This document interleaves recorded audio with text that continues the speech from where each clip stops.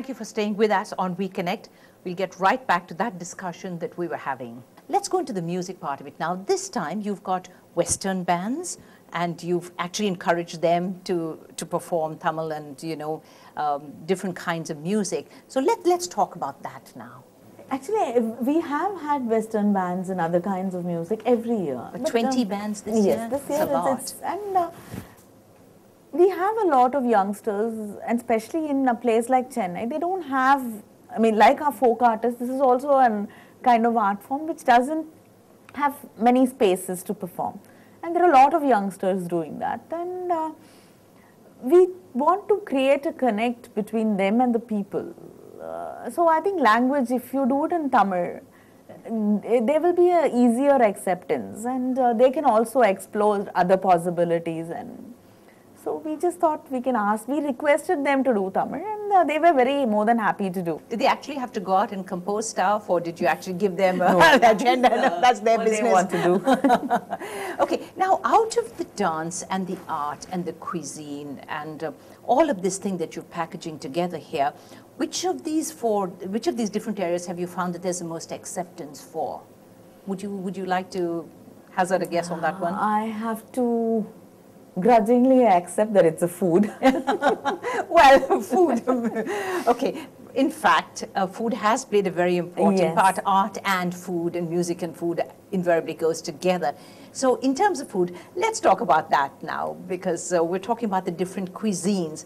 But is it cuisines from all over Tamil Nadu, yes. All over Tamil Nadu. Yes. What about the Andhra, Kerala, Karnataka? This year we've actually brought in food from Kerala, Andhra and Karnataka.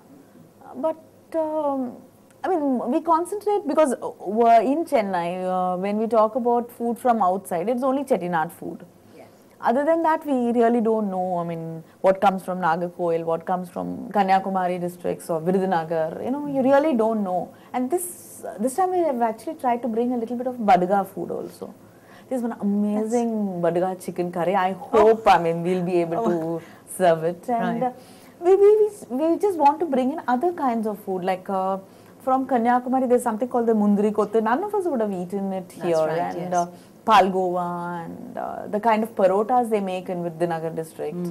So we just try to bring in food from different parts of Tamil Nadu. You know, guess what? You're making my mouth water. That's nice. Okay, the Badaga chicken curry, I mean, who's ever even heard of it? I mean, a tribe out there in I'm a great fan of it. Are you really? It's a spicy, amazing dish. So, of course, the food is sold, and there are various events related to the food. Like, for instance, what you're here for today. It's a sampling of different types of food, yes. Do you think that there's more opportunity for you to be doing more related to food? We have been working to expand it. Mr. Mahadevan's been the person who's coordinating the food, and we have tried to expand it and bring in more like the Dindakal biryani, different kinds of food from different areas. Like every year we try to expand it a little more, push it a little more. I mean, let's see. Right. Can we expect to have Chennai Sangamam every 6 months?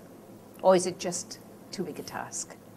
Yes, it is. And I think we want to keep it with Pongal. Pongal is one festival which doesn't have any religious or caste barriers. Right. So, I mean, we thought we can bring the whole city together in that. And it's sort of becoming it's actually not only a village festival, it's a Thanksgiving, our way of saying thank you to nature, people around you, friends, relatives. So, I mean, we thought we will revive it in our own way. Right. What about theatre? We did have a lot of theatre. Like every year, it is not a set pattern. A few years we get more theatre. This year we've got Western bands. Next year, it might be something else, which, you know, the folk art is the main focus. Apart from that, whatever we do, last year it was more theatre. This year it is more Western bands. And next year it will be something else. But we do have a few theatre groups coming and performing. Let me ask you, it must take a lot of planning. So how much in advance do you actually begin to work on this? As a member of the press, of course, we know that it's the last minute we come in, but there must be tons and tons of work that goes on behind the scenes. Yes, booking these folk artists, yes, we start 3-4 months But then the rest of it only happens near, to be very honest, 1.5 months before. We all then, you know, like every journalist rushes to meet the deadline. That's when we start working. I know you're a journalist yourself, a former one. And yeah, so that's why I think it's the same thing which happens with Chennai Sangamam also. We every year after Sangamam, we say we should never repeat this again. We should start planning for the year, you know, after Sangamam, or just take a month's break and start planning. But it's never happened. I hope it will. Every single one of us is yes. the same.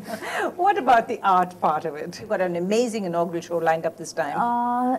Inaugural show, yes. I think compared to the rest of the years, we've started planning it a little better this year, because even that used to be last minute things all the past 3-4 years. This year we planned it a little ahead. I think we've been working on it for nearly 1.5 months. The connect between this festival that you are organizing and the World Tamil Conference that's coming up, do you see rapport between these two events? This year actually we've, our inaugural show is going to be called Pirappu Okkum. Yes. I mean, every birth is equal, that's what it means. And the Chief Minister has actually taken a phrase, a line from Tirukural, which Pirappu Okkum Ella Uyirkum, as the baseline for the conference. So we've taken one word from that, and we've you know, created this show around that theme. We just wanted it to be sort of starting point for the conference. Okay, right. In a way, in our own way. It's a sort of indirect connect, yes, in a way, isn't it? And I think it is a very powerful statement, and especially in this day and age, and with the way things are going on, you know, that to say all of us are equal, and to give redefine our values and look at it, you know, I think it is very important. That way, I think the Tamil Conference line itself is a very strong social statement. Indeed, it is. So we're going to come back and then talk to you about some things away from Chennai Sangamam. We'll be right back with you.